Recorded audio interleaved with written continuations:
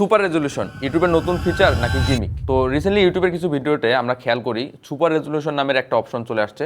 বিশেষ করে যে ওল্ড ভিডিওগুলো আছে বা যে ভিডিওগুলোতে আপনার হায়ার রেজলিউশনে আপলোড করা হয়নি বা 720p এর নিচে আপলোড করা, এই ভিডিওগুলোতে এই ফিচারটা খেয়াল করা যাচ্ছে যে আপনার 720p বা 1080p তে আপস্কেলিং করার একটা নতুন ফিচার দিয়েছে তারা। তো এই ফিচারটা প্রায় এক মাস আগে থেকে ইউটিউবে খেয়াল করা যাচ্ছে। তো এটি হচ্ছে ইউটিউবের এআই আপস্কেলিং এর নতুন একটা ফিচার। আপনার আজ থেকে 10-12 বছর আগের যে ভিডিওগুলো 360p তে বা আপনার 480p তে আপলোড করা বা লোয়ার রেজলিউশনে আপলোড করা ছিল, এই ভিডিওগুলো বর্তমানের বড় ডিসপ্লেতে বা ল্যাপটপ পিসি আপনার বড় মনিটর বা বর্তমানে টিভিতেও অনেকে ইউটিউব ইউজ করে। তো এই বড় স্ক্রিনগুলো যোগ্য করে তুলতে ইউটিউব এই ভিডিওগুলোতে এই সুপার আপস্কেলিং ফিচারটা দিয়েছে। তো চলুন আমরা একটু দেখি এটি আসলে কিভাবে কাজ করে। আমরা যদি ইউটিউবে অনেক পুরনো কোনো ভিডিওতে যাই, যেমন এই ভিডিওটা আপনার 11 বছর আগের, আর এটা যদি রেজলিউশন চেক করি তাহলে আমরা দেখবো যে এই ভিডিওটা আপনার 360p পর্যন্ত হাইয়েস্ট শো করতেছে। মানে এই ভিডিওটা যখন আপলোড হচ্ছিল তখন আপনার 360p পর্যন্ত এই রেজলিউশন ছিল ক্যাপাবিলিটি। বাট উপরে আমরা দেখতে পাচ্ছি তিনটা নতুন অপশন, আপনার 480p তে সুপার রেজলিউশন, 720p এবং 1080p HD তে সুপার রেজলিউশন। তো এটা 4K পর্যন্ত আপস্কেলিং করা যায়, বাট এই ভিডিওতে আর কি